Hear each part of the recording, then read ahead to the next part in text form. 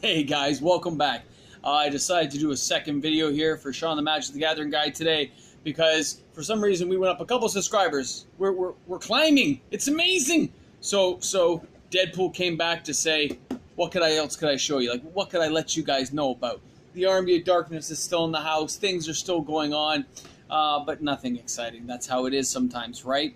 By the way, a couple things I wanted to mention though. I did do a little stuff when I left here. I thought I would let you guys know. First off, let's see what we got in the head here. Hold on. What's Deadpool? What's on his brain today? A deck. Okay, so I was looking through some stuff up in my attic area, and I came across a couple old decks. Well, not old, but stuff I had played with and kind of forgot about. And I thought I would show you guys some stuff that maybe you don't see every day. Okay, so number one, nice foil. This is from like 7th edition. It's in pretty good shape. I was impressed. Some more of my Ugins, Serum Visions. This is what I call my War and Peace deck. All it does, it uses this card called Peace Talks. And Peace Talks right there, it says, it's from Visions, by the way. And Peace Talks says, during this turn and the next one, players cannot declare an attack and cannot play spells that target a permanent or player. So I use that to slow them down. I cast it after I attack. Then they can't attack. And then I guess back to my turn and I can attack, because the rest of my turn's gone by.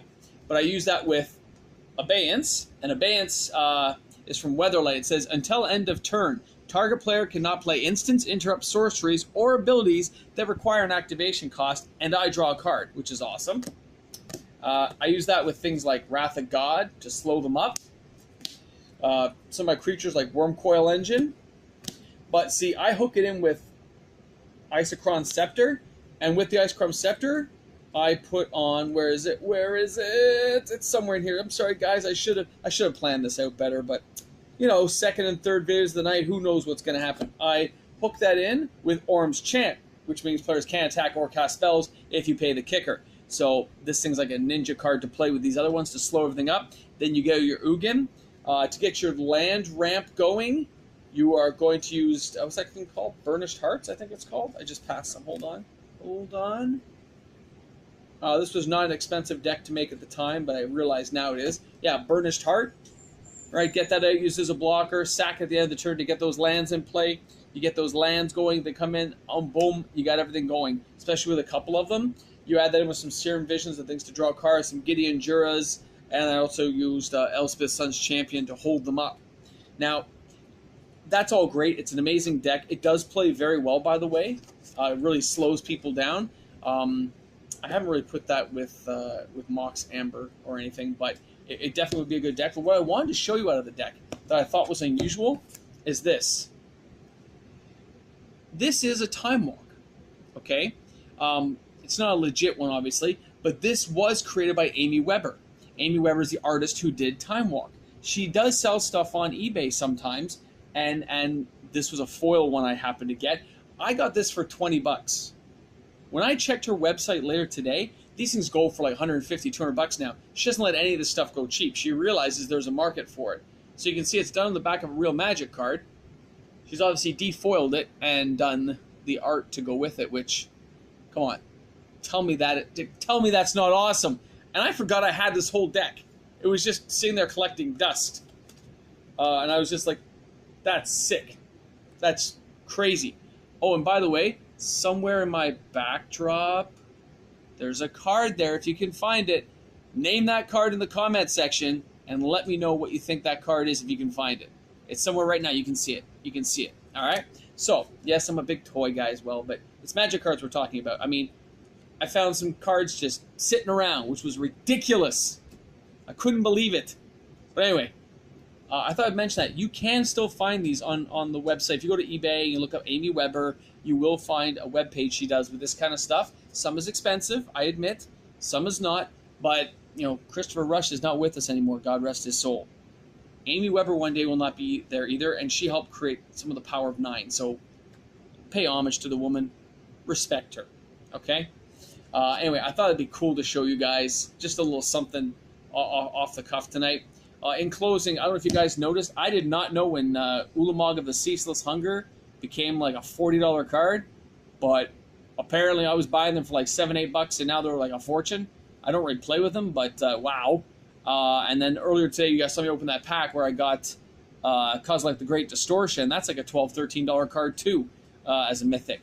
So I was just sitting there going, wow, some of these cards that you don't expect that just sit in your collections go up like gangbusters, right? And you don't even realize it because you weren't expecting it. It's the same with my Ugins. I bought those Ugins for like 12, 13 bucks, I think, at a local store. And look what's happened to them now. So I just thought, when you think about that, and I look at my binder, here, I'm going to show you one more card that I came across today in a deck, old deck, but I double sleeved it. I pro-fitted it as soon as I saw it. Tally of Cairo. He's in light played condition. I did have him in a deck for years with like Spectral Cloak and Illusionary Mask and stuff, right? In case some of those guys who are new to my channel and don't know, I tended to play old school. Most of my stuff is pretty old. Power of 9 stuff, you know, some goodies. I do buy the new things. I like to collect. I like to invest in it, make some money once in a while, flipping stuff. Oh, I have this one too from Amy Weber, which is more of a traditional look to it. You notice her signature is always on them. But again, that was like $15 or something. But it was great. You know, if I couldn't get a real one, it was great to have. And then, you know, I don't know what to tell you guys. Sometimes you find the weirdest stuff where you least expect it. That's all I can tell you. So don't be afraid to look through your collection sometimes and just see what's gone up and what's around. How about some Beta Ices? Like, oh my God, right? Anyway, I'm not gonna go through this whole binder right now of all my good stuff that I don't really play with, but I still have sitting around. I'll do that for another day. The Army of Darkness will stand strong, right? Anyway, you guys have a great night tonight. Hope you enjoyed the video. For those new subscribers, thank you so much for subscribing and supporting me. It's amazing to know that people are out there watching my videos and that I get to interact with you guys daily. I do try to interact as quick as possible whenever I see it on my phone. Yes, this whole video thing is still on my phone. I am saving for a camera, but I tend to buy a lot of Magic cards. It doesn't leave a lot of money for a camera. I'm also found on Patreon if you feel like spending money to have some private time with me. Anyway, it's fantastic. This is Sean the Magic the Gathering guy. Let's see if more subscribers tune in, and have a great night. Bye, guys.